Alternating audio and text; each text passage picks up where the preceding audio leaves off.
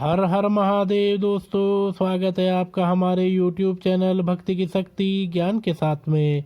दोस्तों, आज के इस वीडियो में हम आपको बताएंगे कर्म, बुद्धि और भाग्य में महान कौन। इंसान के जीवन में कर्म, भाग्य और बुद्धि, इन तीनों में कौन सबसे बड़ा है, चलिए एक कहानी के माध्यम से जानते हैं। एक दिन स्वर्गलोक में कर्म, भाग्य और बुद्धि, यह तीनों चर्चा कर रहे थे कौन सबसे बड़ा है। कुछ दिन बीत गए, लेकिन फिर भी यह तीनों इस बात का निर्णय नहीं कर पाए कि कौन बड़ा है। एक दिन नारद मुनि पास से गुजर रहे थे तो उन्होंने देखा कर्म, भाग्य और बुद्धि आपस में किसी बात को लेकर झगड़ रहे हैं।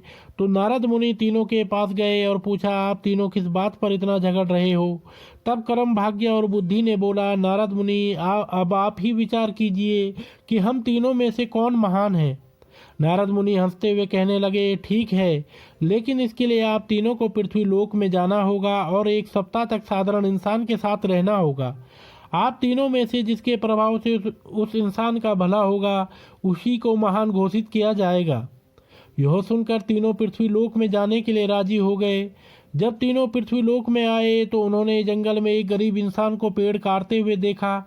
उन तीनों को लगा यही सही इंसान है जिसके शरीर में प्रवेश करके हम अपनी महानता सिद्ध कर सकते हैं। कर्म, भाग्य और बुद्धि आपस में बातें करने लगे और बातें करके उन्होंने यह निर्णय लिया कि वे एक सप्ताह तक इस इंसान के शरीर में रहेंगे और जिसके प्रभाव से इस इंसान का भला होगा उसे ही महान माना जाएगा। कर्म बोला, सबसे पहले मैं जाऊंगा और उस इंसान का भला करूंगा। कर्म उस इंसान के शरीर में प्रवेश करते ही उसका कर्म क्षमता दुगनी हो गई और वो प्रतिदिन जितना लकड़ी काटता था उससे ज़्यादा काटने लगा। यह देखकर वह इंसान बहुत खुश हुआ। पहले से ज़्यादा लकड़ी तो वह काट लेता था, लेकिन वह उतनी ही लकड़ी बाजार ले जाकर बेच पाता था जितना कि वह पहले बेचता था, क्योंकि ज़्यादा लकड़ी ले जाने के लिए उसके पास कोई साधन नहीं था। इसी तरह 7 दिन तक उसमें ज़्यादा लकड़ी तो काट ली, लेकिन उन सबको बेच नहीं पाया और उसकी हालत में कोई सुधार नहीं आया। 7 दिन बाद कर्म उसके शरीर से बाहर आ गया और निराश होकर स्वर्ग चला गया। यह देखकर भाग्य बोला, कर्म तो उसको धनवान नहीं बना सका, अब मैं उसको धनवान बनाऊंगा। यह कहकर भाग्य उस गरीब इंसान के शरीर में प्रवेश कर गया। भाग्य के शरीर में प्रवेश करने के कुछ देर बाद ही जंगल में उस गरीब इंसान को बहुत सारा धन मिला। उस धन को पाकर वो खुशी से झूमने लगा। धन को कैसे संभाल कर रखते हैं और कैसे सही जगह पर उपयोग करते हैं, इसका ज्ञान उसको नहीं था और उसने सारा धन खर्च कर दिया।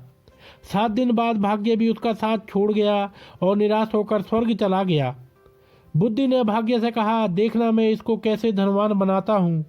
बुद्धि उस इंसान के मस्तिष्क में प्रवेश करते ही उसको ज्ञान की प्राप्ति हुई।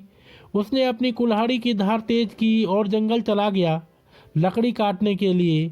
आज उसने पिछले दिन से कुछ ज़्यादा लकड़ी काटी और सारी लकड़ी को एक रस्सी से बांधकर खींचते हुए बाजार ले गया।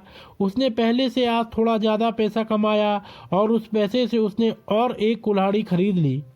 अब उसके पास 2-2 कुल्हाड़ी थी और जब लकड़ी काटते काटते एक कुल्हाड़ी की धार खत्म हो जाती तो वह दूसरी कुल्हाड़ी का इस्तेमाल करता। इससे वह पहले से बहुत ज़्यादा लकड़ी काटने लगा।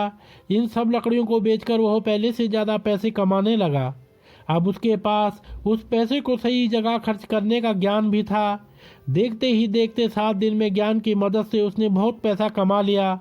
7 दिन बाद बुद्धि का समय खत्म हुआ और वह वापस स्वर्ग चला गया। स्वर्ग में जाकर बुद्धि कर्म और भाग्य से बात कर ही रहा था।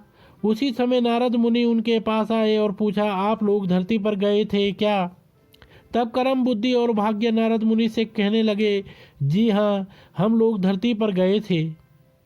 और साथ ही कर्म और भाग्य नारद मुनि से कहते हैं, हे नारद मुनि, बुद्धि ही महान है, क्योंकि जहाँ बुद्धि होती है वहाँ कर्म और भाग्य अपने आप ही चला आता है, इसलिए बुद्धि को महान कहा गया है। तो दोस्तों, अगर आपको यह वीडियो पसंद आई हो तो आप हमारे चैनल को लाइक, कमेंट, शेयर, सब्सक्राइब अवश्य करें और बेल आइकन दबाना ना भूलें, जिससे हमारी आने वाली सभी वीडियोस की नोटिफिकेशंस आप तक सही समय से पहुंचती रहेंगी। तो आप सभी मित्रों का बहुत बहुत धन्यवाद।